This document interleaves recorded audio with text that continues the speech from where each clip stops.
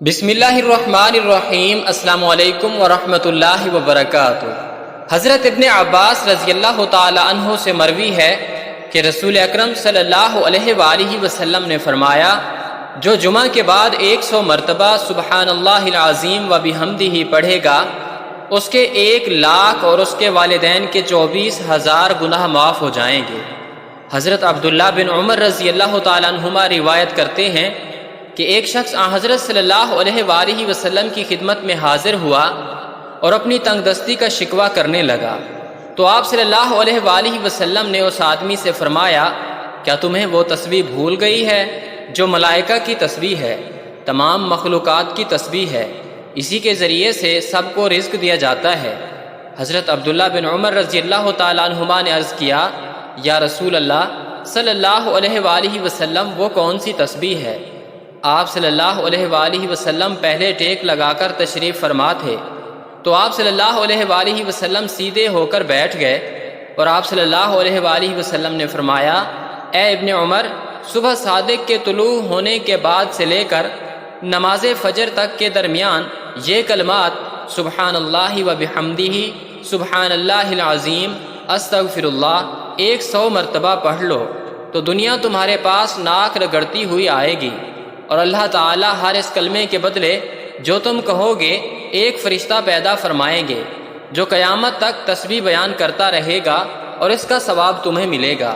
اسی طرح ایک اور حدیث مبارک میں ہے، حضرت عبداللہ ابن مسعود رضی اللہ تعالیٰ عنہ سے روایت ہے کہ رسول اللہ صلی اللہ علیہ وآلہ وسلم نے ارشاد فرمایا، جو شخص ہر شب میں سورہ واقعہ پڑھتا ہے وہ کبھی بھی فاقے کی حالت کو نہیں پہنچتا۔ حضرت ابن مسعود رضی اللہ تعالیٰ عنہ اپنی لڑکیوں کو حکم دیا کرتے تھے کہ وہ ہر شب میں یہ سورت پڑھا کریں۔ ان دونوں روایتوں کو بہیقی نے شیب الایمان میں نقل کیا ہے۔ مغرب اور عشاء کے درمیان یہ سورت پڑھنی چاہیے۔ نماز جمعہ کے فوراً بعد اول و آخر 3 بار درود شریف پڑھ کر 70 بار المعطی هو اللہ پڑھیں، مگر شرط یہ ہے کہ سلام پھیرنے کے بعد حالت نماز میں ہی بیٹھے رہیں اور کسی قسم کی کوئی گفتگو اور کسی دوسرے کام میں مصروف نہ ہوں، بلکہ اپنی توجہ اسی عمل کی جانب رکھیں، ورنہ عمل کی تاثیر ختم ہو جائے گی۔ پڑھ کر دعا کریں، یہ عمل ہر جمعہ کو مسلسل کریں، انشاءاللہ رزق کا معاملہ حل ہو جائے گا۔ اسی طرح حضرت جویریہ رضی اللہ تعالیٰ عنہ بیان کرتی ہیں کہ حضور نبی اکرم صلی اللہ علیہ وآلہ وسلم صبح کی نماز پڑھنے کے بعد صبح ہی ان کے پاس سے چلے گئے اور وہ اس وقت اپنی نماز کی جگہ پر بیٹھی تھیں۔ پھر آپ صلی اللہ علیہ وآلہ وسلم دن چڑھے تشریف لائے اور وہ وہیں بیٹھی ہوئی تھی۔ آپ صلی اللہ علیہ وآلہ وسلم نے فرمایا کہ جس وقت سے میں تم کو چھوڑ کر گیا ہوں تم اسی طرح بیٹھی ہوئی ہو؟ حضرت جویریہ رضی اللہ تعالی عنہا نے عرض کیا، جی۔ تو نبی اکرم صلی اللہ علیہ وآلہ وسلم نے فرمایا، میں نے تمہارے بعد یعنی تم سے جدا ہونے کے بعد 4 ایسے کلمات 3 بار کہے ہیں کہ جو کچھ تم نے صبح سے اب تک پڑھا ہے، اگر اس کا ان کلمات کے ساتھ وزن کرو تو ان کلمات کا وزن زیادہ ہوگا۔ وہ کلمات یہ ہیں، سبحان اللہ و بحمدہ عدد خلقہ و رضا نفسہ و زینت عرشہ و مداد کلماتہ۔ اللہ کی حمد اور تسبیح ہے اس کی مخلوق کے عدد، اس کی رضا، اس کے عرش کے وزن اور اس کے کلمات کی سیاہی کے برابر۔ اسماء بنت یزید انصاریہ سے روایت ہے کہ انہوں نے عرض کیا، یا رسول اللہ صلی اللہ علیہ وآلہ وسلم، میں عورتوں کی فرستادہ آپ کے پاس آئی ہوں، یعنی عورتوں نے مجھے یہ کہہ کر بھیجا ہے کہ مرد جمعہ اور جماعت اور عیادت مریض اور حضور جنازہ اور حج و عمرہ اور اسلامی سرحد کی حفاظت کی بدولت ہم پر فوقیت لے گئے ہیں۔ آپ صلی اللہ علیہ وآلہ وسلم نے فرمایا، تو واپس جا اور عورتوں کو خبر کر کہ تمہارا اپنے شوہر کے لیے بناؤ سنگھار کرنا یا حق شوہری ادا کرنا اور شوہر کی رضامندی کا لحاظ رکھنا اور شوہر کے موافق مرضی کا اتباع کرنا، یہ سب ان اعمال کے برابر ہے۔ حضرت ابو ہریرہ رضی اللہ تعالیٰ عنہ کہتے ہیں کہ رسول اللہ صلی اللہ علیہ وآلہ وسلم نے فرمایا، جب جمعہ کا دن آتا ہے تو مسجد کے ہر دروازے پر فرشتے آنے والے کو لکھتے رہتے ہیں، جو پہلے آئے اس کو پہلے لکھتے ہیں، اور جب امام خطبے کے لیے بیٹھ جاتا ہے تو وہ اعمال ناموں کو لپیٹ لیتے ہیں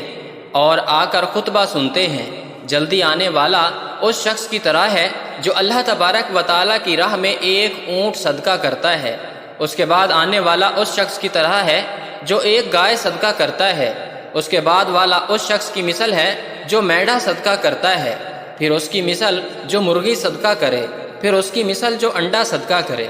امیر المومنین حضرت سیدنا علی ابن ابی طالب رضی اللہ تعالیٰ عنہ سے روایت ہے کہ حضور نبی کریم صلی اللہ علیہ وآلہ وسلم نے ارشاد فرمایا،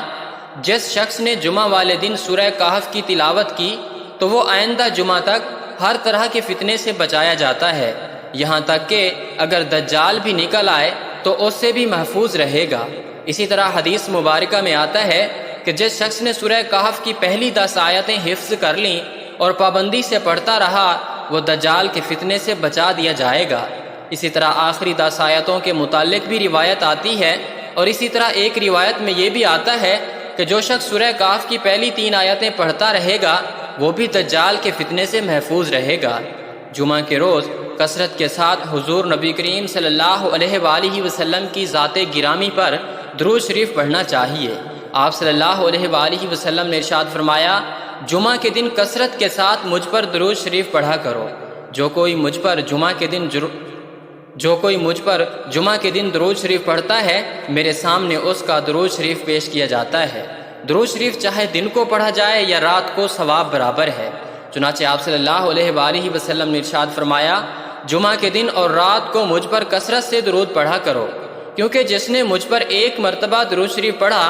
اللہ تبارک و تعالیٰ اس پر 10 رحمتیں نازل فرماتے ہیں۔ حضرت انس بن مالک رضی اللہ تعالیٰ عنہ بیان کرتے ہیں کہ میں نے نبی کریم صلی اللہ علیہ وآلہ وسلم سے درخواست کی کہ آپ صلی اللہ علیہ وآلہ وسلم قیامت کے دن میرے لیے شفاعت فرمائیں۔ آپ صلی اللہ علیہ وآلہ وسلم نے فرمایا، ضرور کروں گا۔ میں نے عرض کیا، اللہ کے رسول صلی اللہ علیہ وآلہ وسلم، میں آپ صلی اللہ علیہ وآلہ وسلم کو کہاں تلاش کروں گا؟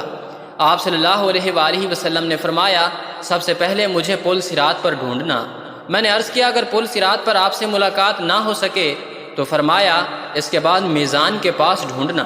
میں نے کہا، اگر میزان کے پاس بھی ملاقات نہ ہو سکے تو فرمایا، اس کے بعد حوض کوثر پر ڈھونڈنا، اس لیے کہ میں ان 3 جگہوں میں سے کسی جگہ پر ضرور ملوں گا۔